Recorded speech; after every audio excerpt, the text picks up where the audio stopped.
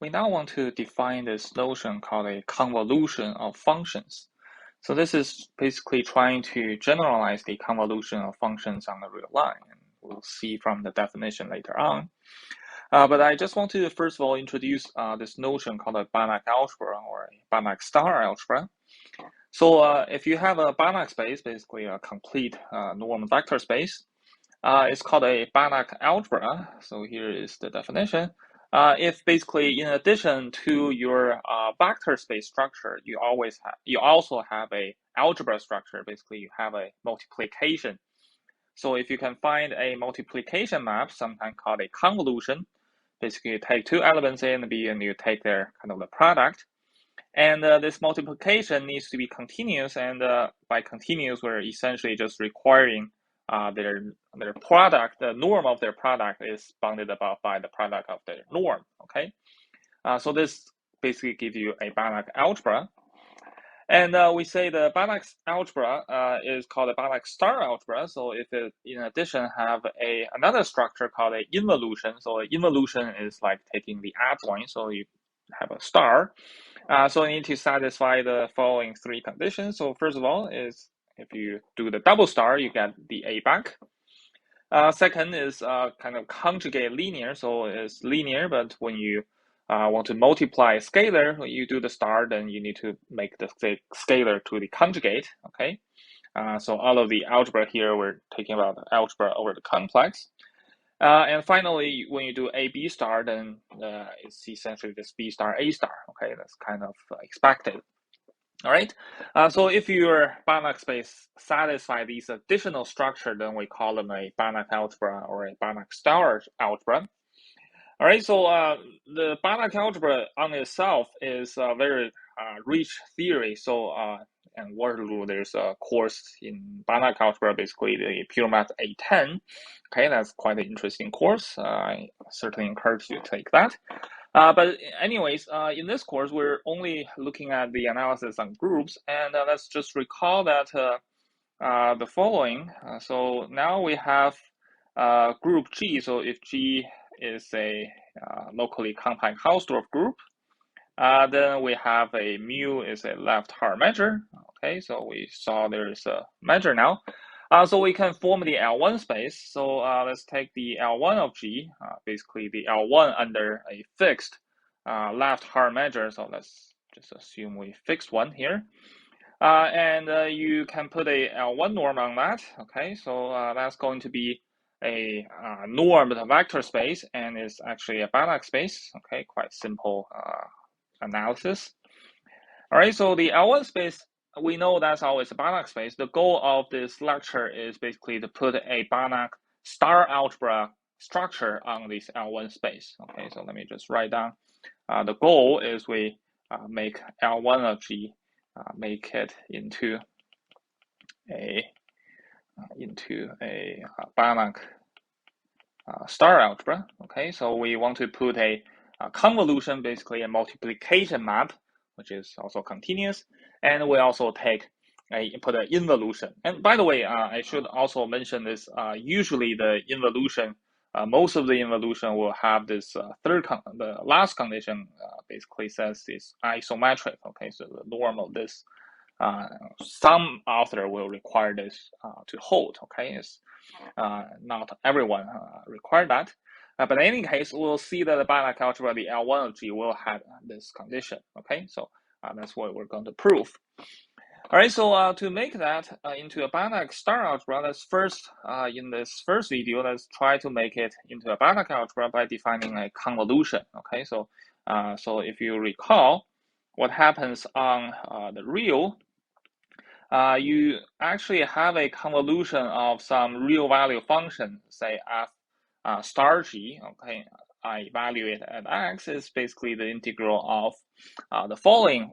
So you have f of t of g of x minus t, and then you do tt where you let t goes from negative infinity to positive infinity. Okay, so the convolution on the real line has some very nice properties. I'm not going to go over that. But basically, you see here, you can just mimic what you have on the real line, and you define the convolution on the general group. Okay, so here is the definition. So if you have two functions, so let's let f and g are just functions on G, on this group G. Then if you want to evaluate at an x, so what you do is you do the integral of the following. You do the fxy, and then you do the y inverse, okay, and then let's integrate over the Harmonic respect to this y is your the variable x is fixed here, okay, so you're integrating that. And I just want to point out, well, because of this left invariance, so you can just replace y, you can on the left translate by x inverse. So what you can do is that this is essentially just equals to the integral of x inverse y, so x inverse cancels, and then you have x inverse y, the entire thing inverse, d mu y, that's by left translation. So you can also write it as f of y times g of, when you do that inverse, you have y inverse and x inverse which give you x back. So you have another formula here. And in fact, you can do even more, okay? So in fact, you can just use the modular function and put the inverse, say, on the other side. So let me just write down the formula, you can check it yourself. So it's actually also equals to, if you use the modular function, you can use the y inverse on the right, and then you have g of y, d mu y. And you can also do the other side, so you can do delta, the modular function of evaluate f of y inverse, and then you do the g of yx, okay? They're basically, all these integrals evaluates to the same value, and we call it the convolution, okay?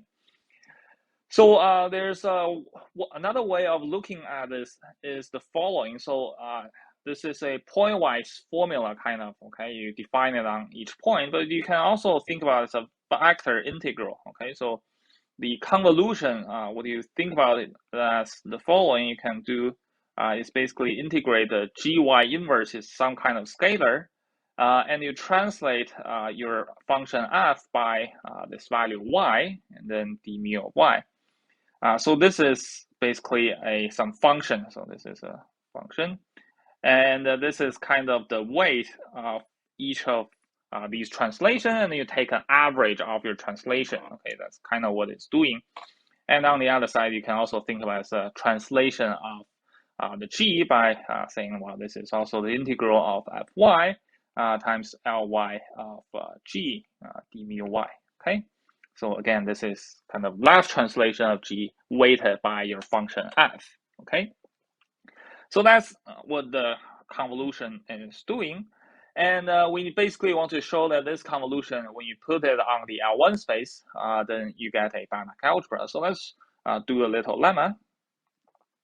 So suppose let's start by thinking about what those compactly supported functions, we know they have to be dense in the L1 space. So let's look at them first, and then we try to approximate to L1 and makes things a lot easier. So suppose I'm giving two compactly supported continuous function f and g, then I will have their convolution is also compactly supported and also continuous on g, okay? So that's what I'm going to prove. So first of all, if I just consider, let's just use the definition again. So here, let's write it here. F of xy, g of y inverse, d mu of y. Okay, so if you just fix x, so let's say fix x, and if you consider what's happening in here, then you know that this fxy g of y inverse, that's going to be equal to non-zero only when your xy and your y inverse are both in the support. Okay, so this is equal to 0 unless you have your y is, first of all, needs to be in the support of, well, xy has to be in the support of x of f, so y has to be inside the y, x inverse of support of f. And also y inverse has to be in the support of g, so y has to be in the support of g entire thing inverse.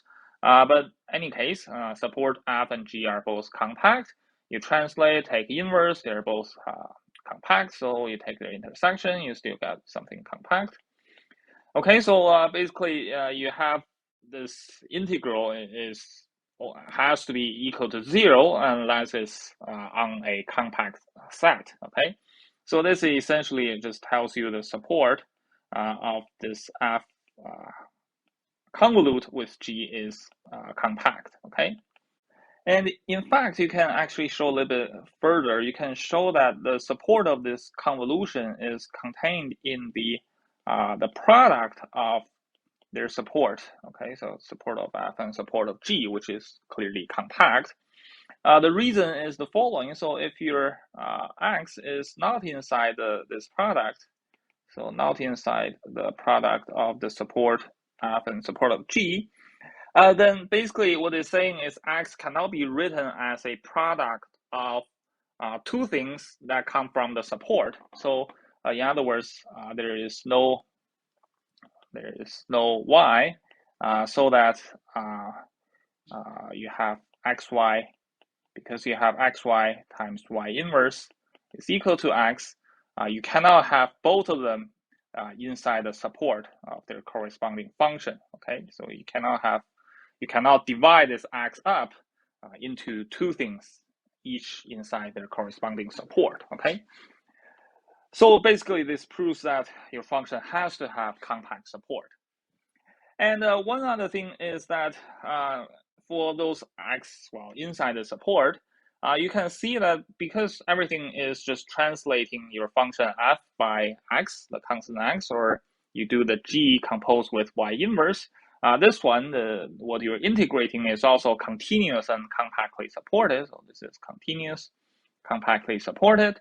So when you do the integral of that, it has to be less than infinity. So you indeed get something less than infinity. So this function is indeed well defined. Okay. So you're not having something that's always infinity at least. Okay.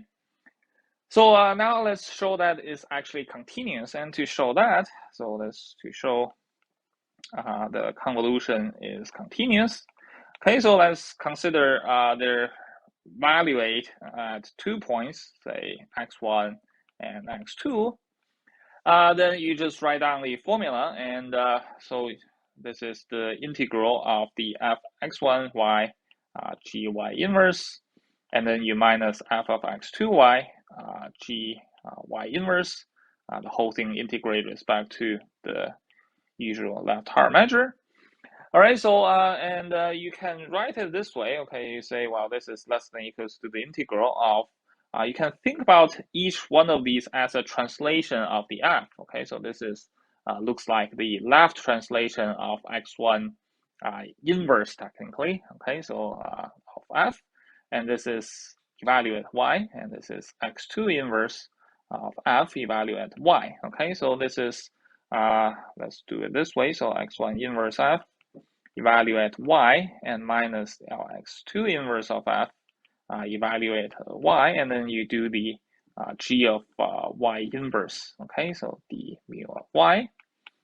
And we saw that because the left translation is going to be continuous. Okay, so this when x and x1 and x2 are close enough, this one is going to be bounded above by some epsilon. Okay, this one will converge to 0. Okay, so as x1 goes to x2, this one actually goes to 0. Okay, and you're bounded. For example, you pick any epsilon, you find some neighborhood so that this difference is small. Okay, so and you do the integral of another compactly supported function g. That's going to be less than infinity, so this one is going to go to 0 as x1 goes to x2. Okay, so your function, this convolution is going to be continuous. Okay, so now finish our proof. And as a quick corollary, so then we can actually show that the L1 of G under this multiplication is a Banach algebra. Okay, so that's a Banach algebra. So what do we need to show? Well, essentially, we just need to show a few things. So first of all, we need to show the convolution is associative. Okay, so the product has to satisfy the associativity. So in other words, let's consider FG convolute with H. Okay, And if I want to evaluate at an x, then by definition, this is just equals to f convolute with g. I can have xy evaluate at h y inverse d mu of x, d mu of y. And then this other thing is also a convolution. So let's do it again. So this is convolution. I use a different formula. So I use the second formula I showed earlier. I can write this as a f of some z multiplied by g of z inverse of whatever is evaluating, which is xy here, okay? And then d mu of z. And then I have h inverse, sorry, not h inverse, but h of y inverse, and d mu of y. And one thing is that because all of these functions are in L1, then let's say they're positive L1, then their support is going to be sigma compact. Okay, so even though your entire group may not be sigma compact or sigma finite, but because your f, g, and h, they are L1 functions, they are going to be supported on a sigma finite space. So you can use Fubini. Okay, so otherwise we cannot use Fubini. So let's apply Fubini. We can reverse this integral. So let's do the y first. So I can pull out the z. Okay, so d mu of z. And whatever is inside that's related to y, so this is d mu of y. I have a g of z inverse xy, and then I have a h of y inverse. If I integrate these two first, then you can realize, well, this is essentially this g convolute with h evaluate as the inverse of x, okay? And then you do the integral again, you realize this is essentially just the other convolution you're expecting, okay? So this is that, okay? So we have that this convolution is indeed associative. And we just need to show that the convolution is satisfied the, well, first of all, is when you convolute two things, you still get inside the L1, and essentially you just need to show the inequality, okay? So you want to consider f convolute with g, take their one norm, all right? So by definition, let's just write it out. This is the integral of the integral f of y, g of y inverse x, d mu of y, and then you do the whole thing d mu of x, okay? So standard trick, you less than equal to put the absolute value inside, okay? So you have the integral of, you want to, again, change the integration. So you have the g of y inverse x, d mu of x first, okay? So absolute value. And you put the f of y outside, d mu of y, and well, absolute value here. And because your mu is going to be left invariant, so fix y here, you have the value of this integral. Oops. So you can move, you can left translate the x in here, and you can cancel out the y. Okay, the y is constant there. So this is going to be equal to the integral of g of x, d mu of x. Okay, and that's multiplied by f of y absolute value d mu of y. And you realize, well, this is just essentially just the g, the one norm of g times the one norm of f. Okay, so you have a Banach algebra. So in particular, the convolution is still in L1. Okay, so let's finish the first part. Okay, we now have a Banach algebra.